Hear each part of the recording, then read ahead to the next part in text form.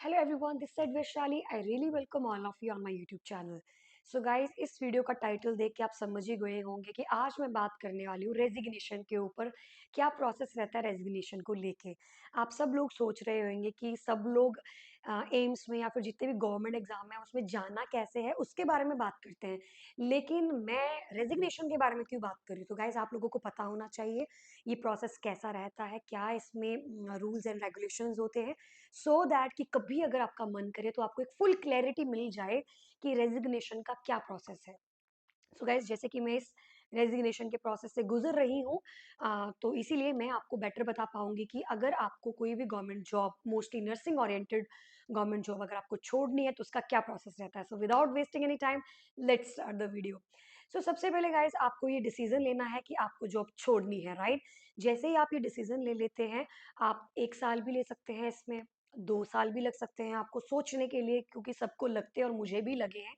लगभग 1.5 2 साल तो मुझे लगा है। देन आफ्टर मैं इस रिजल्ट पे आई थी कि हाँ मुझे रेजिग्नेशन देना है।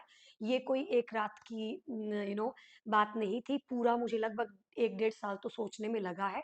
And at the last I decided कि हाँ रेजिग्नेशन देना है। तो जब सबसे पहले आप अपने माइंड में क्लैरिटी लेके आ जाते हैं कि हाँ हमें रिजाइन करना है क्योंकि कोई और जॉब आपको मिल गई है, या फिर आप ऑस्ट्रेलिया जा रहे हो या UK, wherever you want to go, जहाँ पे भी आप जाना चाहते हैं, या आप अपना बिजनेस क्रिएट करना चाह रहे हो, या फिर आप नर्सिंग ही छोड़ना चाह रहे हो, कुछ भी कारण हो सकता है। जो भी कारण है आपका, उस कारण के हिसाब से आपके माइंड में एक डिसीजन क्रिएट हो चुका है कि हाँ आपको एम्स छोड़ना है। दूसरे नंबर पे आपको क्या करना होता है कि एप्लीकेशन साइन करके देनी होती है आपके एडमिनिस्ट्रेटिव ऑफिसर को। इसमें आपका डीएनएस का, एएनएस का कोई लेना देना नहीं है, ना किसी नर्सिंग स्टाफ का।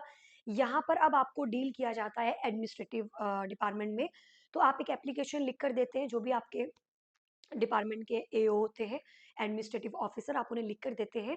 जो रीजन होता है वो आप सब्जेक्ट जो रहता है उसमें आपको बहुत ही क्लियरली मेंशन करना होता है कि मैं एक टेक्निकल रेजिग्नेशन लेना चाहता हूँ। मतलब आपकी कहीं और जॉब लग रही है इसीलिए आप एक रिजाइन दे रहे हैं, कहीं और आपका जॉब लग रहा है तो उसे हम टेक्निकल रेजिग्नेशन बोलते हैं।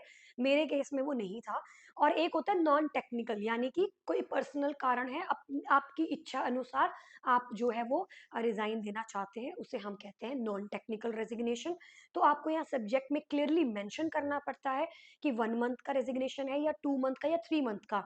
सो गाइज नॉर्मली 3 महीने का रेजिग्नेशन होता है। 3 मंथ एक ड्यूरेशन होती है, जिस ड्यूरेशन में आपको एम्स में काम करना होता है बिना किसी छुट्टी के। आप किसी प्रकार का कोई मेडिकल लीव नहीं ले सकते हैं, आप किसी प्रकार की कोई ईएल नहीं ले सकते हैं उन 3 महीनों के। क्या ये सब पे लागू होता है? नहीं। अगर कोई प्रोबेशन पीरियड के अंतर्गत है, यानी कि 2 इयर्स के अंदर है, उसे ये फॉलो करने की जरूरत नहीं होती है, वो कभी भी रिजाइन दे सकता है 1 मंथ के अंदर। लेकिन अगर कोई परमानेंट एम्प्लॉई है, उसको 2 साल का प्रोबेशन कंप्लीट हो चुका है, अगर अब उसे रिजाइन देना है तो उसे डेफिनेटली 3 मंथ का नोटिस पीरियड में रहना ही पड़ेगा। तो सिमिलरली आपको 3 मंथ का नोटिस पीरियड देना पड़ता है, उस एप्लीकेशन में मेंशन करना पड़ता है कि आप 1 मंथ का देना चाहते हो, 2 मंथ का या 3 मंथ का। बट यहाँ पर एक बात आपको ध्यान में रखनी है कि अगर आप 3 मंथ का रिजाइन देते हैं तो आपको किसी प्रकार के पैसे एम्स को वापस नहीं करने होते हैं। लेकिन अगर आप 1 महीने का रिजाइन देते हैं तो आपको जो 2 महीने जो आपने काम नहीं किया, वो जो आपका 3 मंथ का ड्यूरेशन में सिर्फ एक ही मंथ ड्यूरेशन आप काम कर रहे हो, 2 मंथ ड्यूरेशन काम नहीं कर रहे हो, तो उन 2 महीनों के लिए आपको क्या करना पड़ेगा, पैसे वापस करने पड़ेंगे। 2 मंथ की सैलरी आपको एम्स को वापस करनी पड़ेगी। उसी प्रकार से 2 महीने का है तो 1 महीने की सैलरी एम्स को वापस करनी पड़ेगी।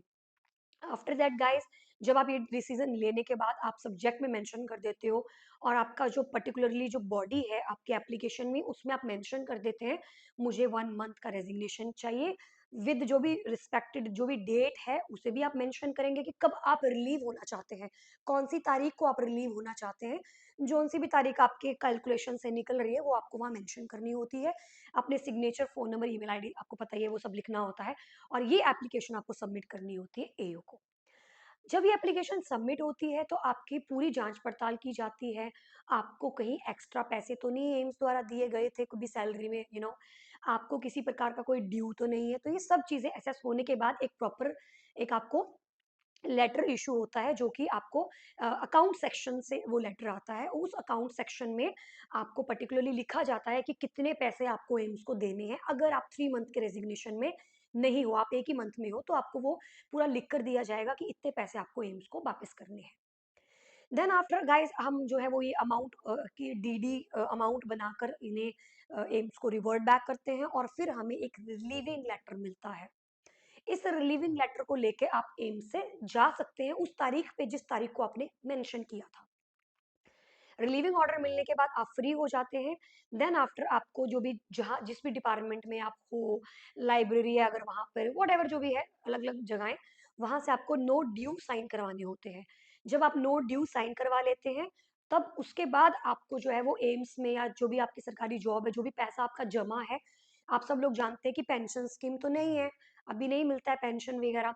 इसीलिए जो भी आपका अमाउंट सेव होता है एम्स में, जो भी कट जाता था आपका कुछ पैसा, वो आपका 25% पैसे तो आपको मिल जाते हैं आपके खाते में, लेकिन जो बैलेंस अमाउंट होता है वो आपको एवरी मंथ एक इंस्टॉलमेंट के तरीके से पे किया जाता है, एक साथ बिल्कुल भी पैसे नहीं दिए जाते हैं।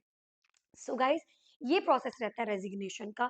तो आई नो बहुत सारे लोगों ने वीडियोस बनाए एम्स में जाना कैसे है, गवर्नमेंट जॉब लेनी कैसे है, but I think I am the first one जो ये बता रहा होगा कि रेजिग्नेशन कैसे देना है, और किस हिसाब से आपको वो रूल्स रेगुलेशंस फॉलो करने होते हैं, और क्या क्या आपको इंटीमेशन देने पड़ते हैं पहले से ही।